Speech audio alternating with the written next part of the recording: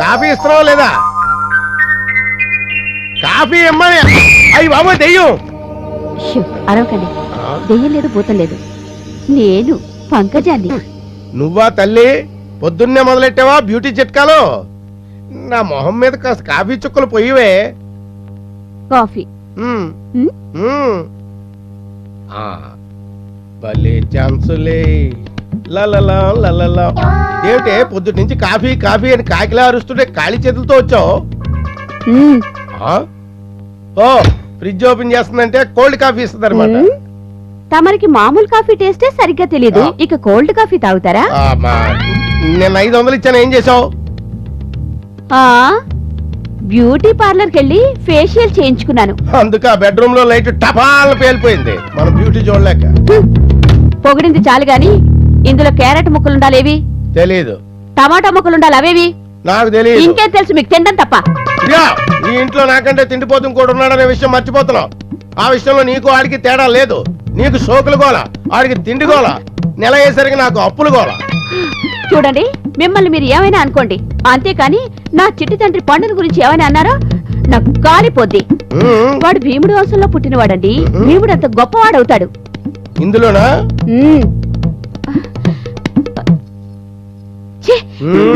వాడు పచ్చికాయ కూరలే పిచ్చి పిచ్చిగా తినేస్తున్నాడు. రేపేళ్ళండో కిటికీలు దూలాలు కూడా పీక్కు తినేస్తాడేమో. ఏం చేస్తున్నారో మిస్టర్ సత్యమూర్తి, సస్పెండ్ చేసినట్టు ఇంకా బుద్ధి రాలేదన్నమాట. జేబులు కొట్టడం, సోడాలు కొట్టడం, అమ్మాయిల కన్ను కొట్టడం లాంటి విద్యలు ఇంకా ప్రదర్శిస్తూనే ఉన్నావు కదా. ఎందుకు అలాగా? అది నిన్ను చంపేస్తాను. అయ్యి బాబాయ్, మిమ్మల్ని కదండి బాబు. అంటే ఫ్యూచర్ లో మర్డర్ చేసే ప్లాన్ కూడా ఉందే నీకు? ఎందుకు అలాగా? ప్రమాణ పూర్తిగా లేదు సార్. వస్తున్నా. చూడు మిస్టర్ సత్యమూర్తి, మళ్ళీ వచ్చి నీ సంగతి ఏమిటో తెలుస్తా. ఎందుకు అలాగా?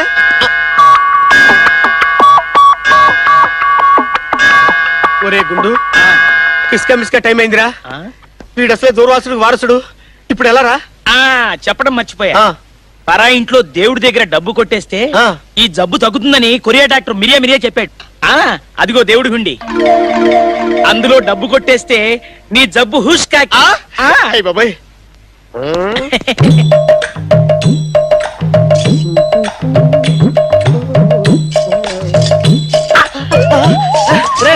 చెంబులో చేయిపోయిందిరా. ఇప్పుడు ఎలా రా? Very good, very good. Yeah, ఇప్పుడు దొంగతనాలు చేయమన్నా చేయలేవు కదా. ఏ రిక్షా టూలెట్ బోట్ జన జన జన. ఏమండి ఏమండు?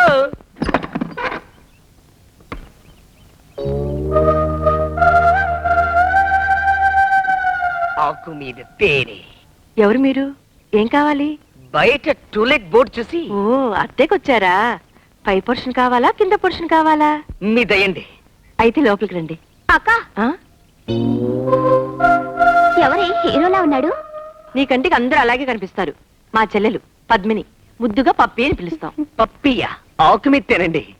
మా అక్కయ్య పేరు లలిత, ముద్దుగా లల్లి అని పిలుస్తాం. నా పేరు ఆచంట మల్లికార్జునరావు, అందరూ చంటి అంటారు. చంటియా? అదేం పెరిగా?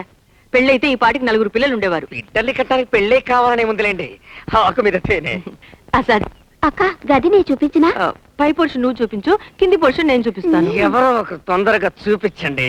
రండి. జన జన. రా బాబు రా, గది బాగా చూసుకో.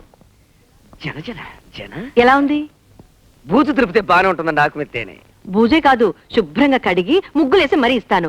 మరి అద్దె? ఎంతైనా పర్వాలేదండి. అడ్వాన్స్ 1000 రూపాయలు. ఓకే, ఆకు మీద తేనె దాందే ఉంది. మరి పైకది చూడరా? చూసుకోవచ్చు, మార్చుకోవచ్చు, మన ఇష్టం. అంత ఆకు మీద తేనె. ఆకు మీద తేనా? ఆకు మీద తేనె, ఆకు మీదే తేనె, ఆకు మీద తేనె, ఆకు మీద తేనె. అవును, మాటి మాటికి ఆకు మీద తేనె, ఆకు మీద తేనె అంటున్నారే. ఆకు మీద తేనంటే ఏమిటి బాబు? చిన్నప్పుడు నాటు మంది నాకుంటాడు. ఆకంటే అది మామూలు ఆకు కాదండి. అది ఒక ప్రత్యేకమైన ఆకు, విచిత్రమైన ఆకు, ఎవరికీ అర్థం కానిదండి. అది అగమ్య గోచరమైనది, గందరగోళమైనది, అనూహ్యమైన ఆకండి అది. అసలు ఆకు మీద తేనెబుట్టుందనుకోండి, అది మనం నాకే లోపల కారిపోవచ్చు, జారిపోవచ్చండి. అయ్యో, బాధపడకు బాబు, నువ్వు వెళ్ళి సామాన్లు తెచ్చుకో. అవన్నీ ఎప్పుడో వచ్చేసాయండి. ఇంతకీ మీ భర్తలు? ఉన్నాడు, పొద్దున వెళ్తాడు, రాత్రి తప్పదాగి వస్తాడు. కంచ నిండా తింటాడు, మంచ నిండా పడుకుంటాడు. పిల్లలు లేరు. మీరేం బాధపడకండి, నేను పాదం మోపాక ఇక ఇల్లంతా పిల్లలే. జన జన జన పిల్లలే పిల్లలనే జన జన జన జన.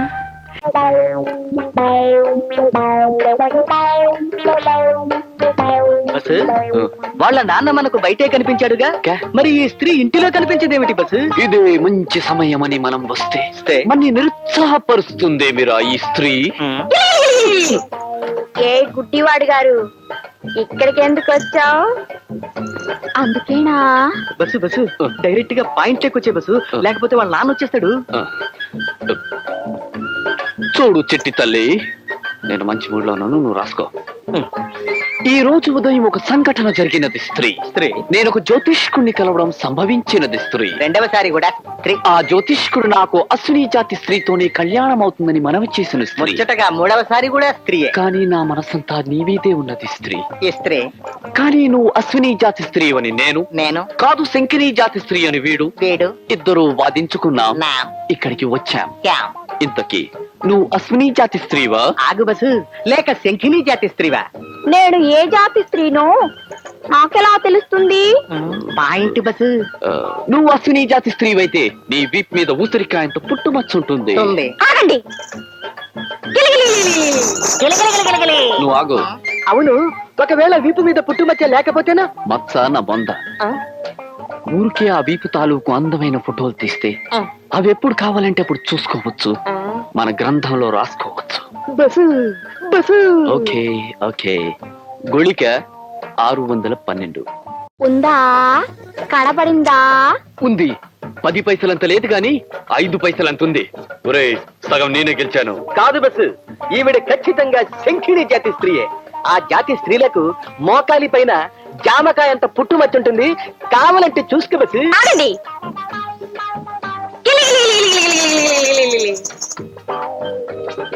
ఐడియా ఎలా ఉంది బస్సు?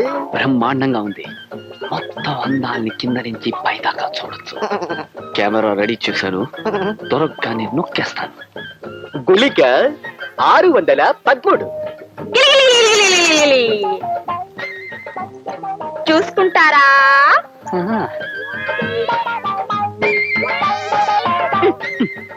ఇదేమిటి? అక్కడ పుట్టు మచ్చ లేదుగా. నీకెలా తెలుసు చెట్టి తల్లి? రోజు స్నానం చేసేటప్పుడు నేను చూసుకుంటానుగా. ఇప్పుడు చెప్పండి, నేను శంకిని జాతి స్త్రీనా, అశ్విని జాతి స్త్రీనా? ప్రస్తుతానికి నువ్వు అశ్విని జాతి స్త్రీవే, అంటే నా స్త్రీ అన్నమాట. అయితే ఈ సంగతి మా నాన్నతో చెప్పాలి. నానా,